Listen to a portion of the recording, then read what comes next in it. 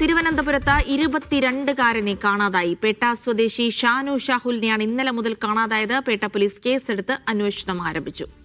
സനിസ ശോഭാചന്ദ്രൻ വിവരങ്ങൾ നൽകും. സനിസ, ഇന്നലെ കാണാതായതാണ് 22കാരനെ. എന്തെങ്കിലും വിവരങ്ങൾ ലഭിക്കുന്നുണ്ടോ? പോലീസ് എന്താണ് ഇത് സംബന്ധിച്ച് പറയുന്നത്?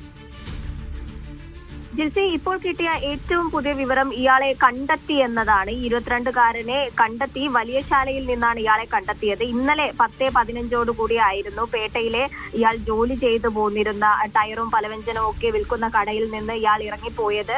ശേഷം ഇന്നലെ തന്നെ ഇയാളുടെ അച്ഛൻ പേട്ട പോലീസ് സ്റ്റേഷനിൽ പരാതി നൽകുകയായിരുന്നു. ഇത്തരത്തിൽ തിരുവനന്തപുരം പേട്ട സ്വദേശിയായിട്ടുള്ള 22കാരനെയാണ് കാണാതായത്. ഇയാൾക്ക് ബുദ്ധിയുമായിട്ട് ബന്ധപ്പെട്ട് ഇച്ചിരി ബുദ്ധിക്കുറവുള്ള ഒരാളാണ് എന്നാണ് പോലീസ് അടക്കം നമ്മളോട് പറയുന്നത്. പേട്ട സ്വദേശി ഷാനു ഷാഹിനെയാണ് കാണാതായത്.